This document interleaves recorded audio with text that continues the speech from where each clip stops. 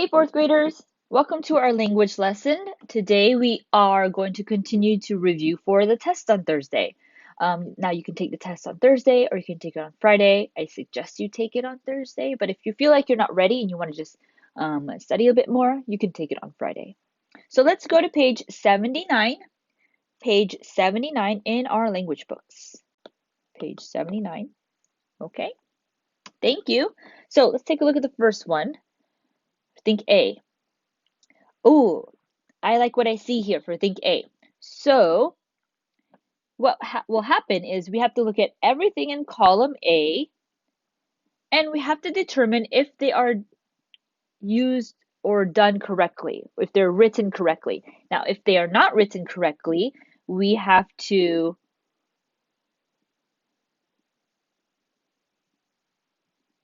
ooh, we have to put B in the blank because that means it's incorrect. So for example, let me tell you. Number one, I read the book Charlotte's Web. Okay, it's a book. Now, if it's a book, do you have to put quotation marks around titles of books? I hope you said no. You do not put quotation marks around titles of books. You have to underline the title of the book. They'll tell you if it's a book or if it's not a book.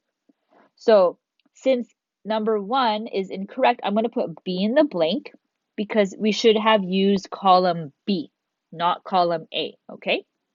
Number two, say the poem Window Boxes. All right, so it's a poem. They tell you it's a poem. Should I put quotation marks um, around titles of poems? Yes, I should. Especially if poems are just short, I don't need to underline it. So it is correct. I am going to put, let's put correct in the blank, all right? C for correct.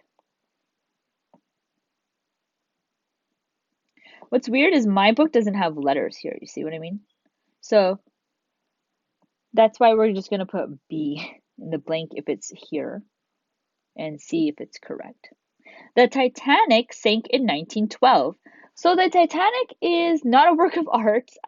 It's it's a big structure. It's a ship. Now, with titles of ships, because ships have names, we have to underline the name of the ship. Here, they did not underline the name of the ship. They put quotation marks around it. So that's incorrect. So I'm going to put B because the correct answer is found in column B. Number 4, let's sing Amazing Grace. Okay, so I'm looking at both options. I'm looking at this option and I'm looking at this option. Let me tell you something about songs. Titles of songs need to have quotation marks around them. All right, this does have quotation marks. That's good. So I'm not going to pay attention to the one column B. However, I notice that the answer here, Grace, is not capitalized. Oh man, so they did the boo-boo again. They did a mistake in both columns. So since they made a mistake in both A and B, the correct answer is not here. So I'm going to put NH for not here. Number 5. Our winter break starts on Monday. Okay, so our winter break starts on Monday.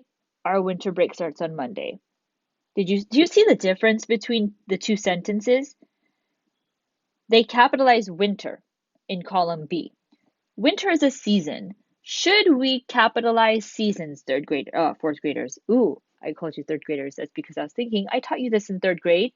You do not need to capitalize seasons. So, since column A is correct, I'm going to put A in the blank. Ooh, very good. Number 6.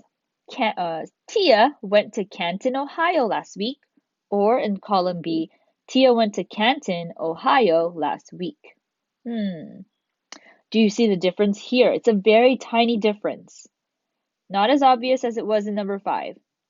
The very tiny difference is the placement of the comma. Notice in column B, the comma is after Ohio. And it should be, because if you're still speaking in a sentence after you mention the name of a state, you need to put a comma after the name of a state. So column B is correct. Number 7. Ooh, number 7, you should find it so easy. James and I are best friends. Oh, actually, there's a trick to this. There's a tricky trick. Okay, so obviously I needs to be capitalized. So column A is not correct. However, for column B, James and I are best friends. Do I need to capitalize the B in best and the F in friends? I don't really need to. I don't. I mean, I know you are capitalizing it to emphasize its importance, but normally you don't need to capitalize best friends. So the answer's not here. The correct answer is not here. So NH for not here. Number 8. Let me just erase this right here. Boom. He saw Dr. L. Barber yesterday. L is short for something, obviously. So they put a period to initialize it. In column B, they don't have any period there. So it's incorrect. I'm going to put A for the correct way to write it. Number 9. I went to grandma's for Christmas. Do you see the difference here? Well, first of all, they put the apostrophe in the correct place because they're mentioning grandma's house or grandma's place. Good job. She owns the house. So apostrophe S. They did not capitalize Christmas in column A, but they did capitalize it in column B. So you're probably thinking, column B is correct. It is not, okay? Because the big thing that we are missing out on is the word grandma, or actually the name. Since we're talking about grandma, and we call her grandma, all right? We have to capitalize the G in grandma, okay? So, I mean, think about your grandmothers and their names. My grandmother's name was Dora. No, sorry. Well, I do have a friend whose grandma is Dora. She has the same name as my grandmother. Let me think about another grandmother. Lita. I have a grandmother named Lita. All right. I don't call her Lita. I'm not like on the phone, hey Lita, what's up? Lita, I miss you. I don't say that. I call her grandma. Okay? That's her name to me. So, grandma, since I'm talking about grandma, okay, I need to, and I'm mentioning her by name, I need to capitalize it. So, neither columns are correct. NH. All right. Think B. Think B. Let me use another color. Let's use green. Mark the sentence and diagram each subject and verb. So we have to just mark the most important part of the sentence again, the verb. All right, excuse me, I was drinking my tea. My sister finished her homework and began her new book. What's happening? What is going on? Well, oopsie, her sister finished her homework and she did two things. She finished her homework and began a new book.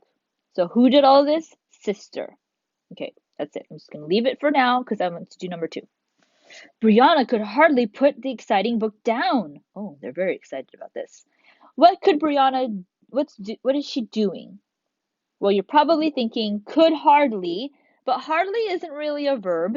It's not something you do and it's not on the list of verbs. So this is more of a verb phrase, but there's something in the way. So this is an, oh no, my friend. So Brianna could hardly put the exciting book down. And I'm going to underline Brianna as a subject because that's who I'm talking about. So now I need to diagram both sentences. So here I'm going to diagram, this is a rocket ship. Number 1 is a rocket ship. So it goes like this. Sorry, my rocket ship's tiny. Right, like that. And you'll put sister and finished and began. Okay, and you can pause the video to copy this if you need to. Number 2.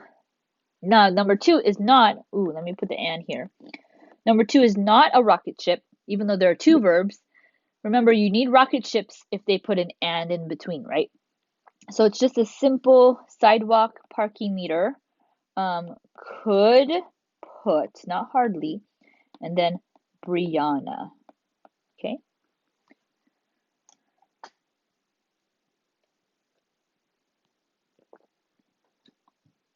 Alrighty. Think C. Ooh.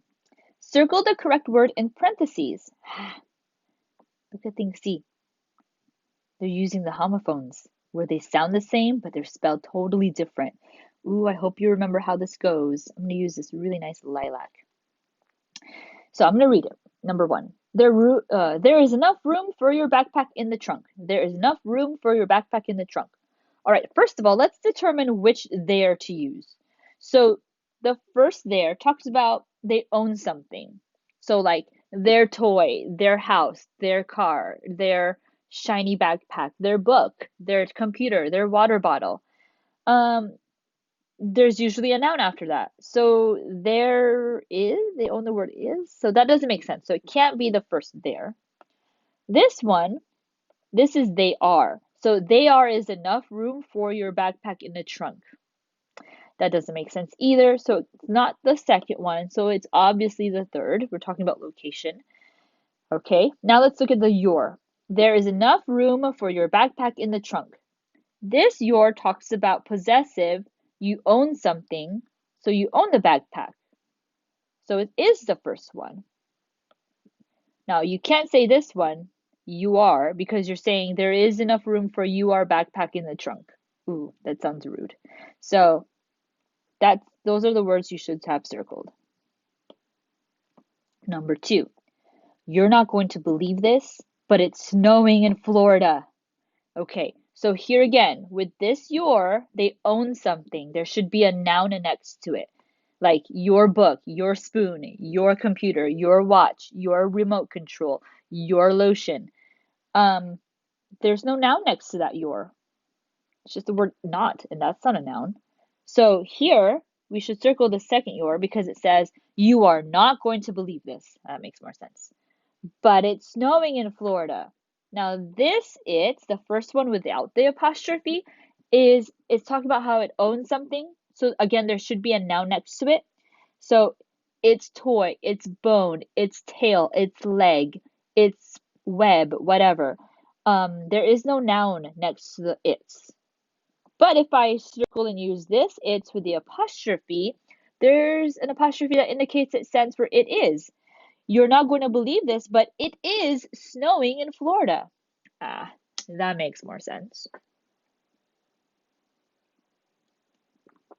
All right, number 3. I saw their dog chasing its tail. I saw their dog chasing its tail. Funny. Let me use another purple. I saw their. So this there means we are owning something. And don't they own the dog? Yeah. So that's correct. We're going to circle the first there. Because if I circle the second there with the apostrophe, I'm saying, I saw they are dog chasing its tail. And here, the third there means location. So you're like pointing out where it's happening. But in this case, you're not. I saw their dog chasing its tail. Now, which it's should I use? The first it's talks about possessive. They own something. So I saw it. Well, the dog is chasing its tail. So it owns the tail. If I use the second it's with the apostrophe, you're saying, I saw their dog chasing its tail. Doesn't sound right. So we're going to circle the first it's. Number 4. They're repaving your street next month. Repaving meaning like they're going to make it blacker. Sometimes streets have potholes or cracks, so they need to like just put new coat of asphalt on top so that when cars drive over it, it's smooth. So they're repaving your street next month. If I use a first there, T-H-E-I-R, that means they own something. They don't own the word repave, okay? So no, can't be the first one. Here, I'm saying they are, so you can say they are repaving your street next month. Oh, that makes sense. So I'm going to just stick with they are. Yeah. Now with the your meaning you own something. So you kind of do own the street. Excuse me, not really, but it is talking about your street. So yeah, the first your. If I use the second your, I'm saying they are repaving your street next month. Again, that doesn't sound right. So these are the correct words to have circled. Therefore, think C. Last one. Think D. Ooh. Draw a line between the subject and predicate parts of the verb. Underline the subject once and the correct verb or contraction in the parentheses twice. So lots to do here, but that's okay. Austin has never visited Mount Rushmore, or Austin have never visited Mount Rushmore. Notice how it makes more sense when I read it out loud. So did you hear the correct answer? Well, let's think about this first. How many Austins are we talking about? We're talking about one Austin, okay, one boy.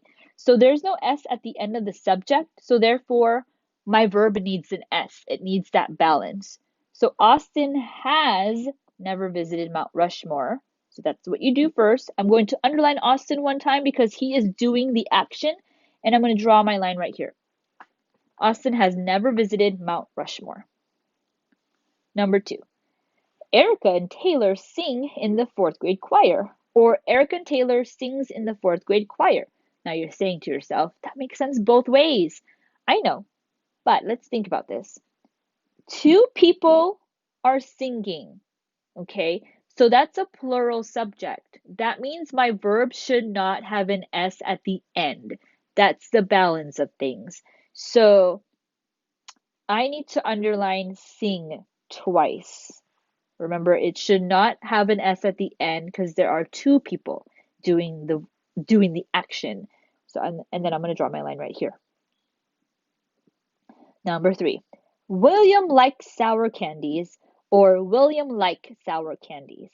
All right, so how many Williams am I talking about? Just one, okay? William, there's only one boy who likes sour candies. So that means my verb needs an S at the end.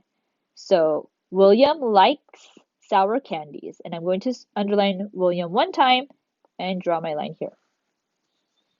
Your report cards is on my desk, class, or your report cards are on my desk, class. So I read them out loud to you. And again, you're probably thinking, they both sound the right way. I know, but they're both not correct. One of them has to be correct. So what are we talking about here? What is on the desk? The report cards. Okay, so I'm going to underline cards. Notice the subject is plural. There's an S at the end, right? So that means my verb should not have an S at the end. So it's are. Your report cards are on my desk, class. Last one. Madison's mom took the children to the park. Madison's mom taked the children to the park. Okay, it's where it should have sounded funny. What did Madison's mom do? She took the children to the park. Who took them to the park? The mom. Boom. All right. Now I know this was a longer lesson than usual. And tomorrow we're going to do 2 pages, but that's because we have to review for the tests.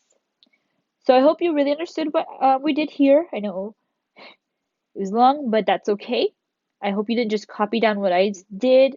I really hope it got through to you what we did here. Let me show you the hint for today's riddle. Oh, it's a calendar of December. It's not the correct year, but it's a calendar. So if you watch, or when you watch the math video, you'll see the question to this riddle. All right, thank you very much. I did it again, I'm sorry. 4th graders.